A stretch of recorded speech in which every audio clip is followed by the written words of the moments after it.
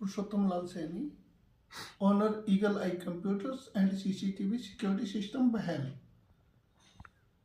Friends, मेरे पास कई बार कस्टमर के फ़ोन आते हैं कि हमारी हार्ड डिस्क में आवाज़ आ रही है बीप की, two two two two continuous ये आवाज़ अगर रहती है तो वो होती है हार्ड डिस्क की आवाज़ अपनी।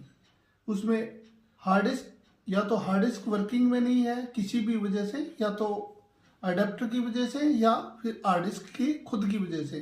कई बार हार्ड डिस्क खराब हो जाती है तो भी वो आवाज़ करेगी, तो उस संदर्भ में आपकी रिकॉर्डिंग नहीं हो रही होती है डीवीआर में। तो इस अगर आपकी आवाज़ आ रही है डीवीआर में बीप की कंटिन्यूअस, तो आपको क्या करना है, उसका जो अडेप्टर होता है एक बार 12 वोल्ट का, जो डीवीआर में हमें पावर सप्लाई दे रखी है, वो आप चेक कीजिए कि आपका प्रॉपर वर्किंग में है कि नहीं है, और उसके वोल्टेज पूरे आ रही है कि नहीं आ रहे हैं। हमें कम से कम 1.5 एम्पियर का वोल्टेज, मतलब 12 वोल्ट 1.5 एम्पियर का चाहिए होता है।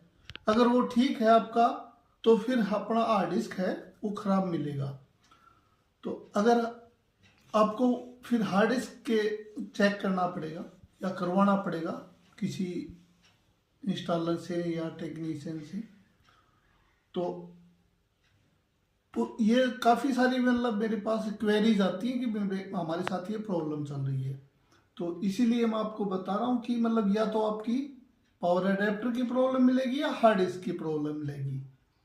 तो उस संदर्भ में आपको या तो अडेप्टर चेंज करना है या हार्ड डिस्क चेंज करना है, दो ही ऑप्शन होते हैं। इसके अलावा कोई तीसरी प्रॉब्लम नहीं होती है।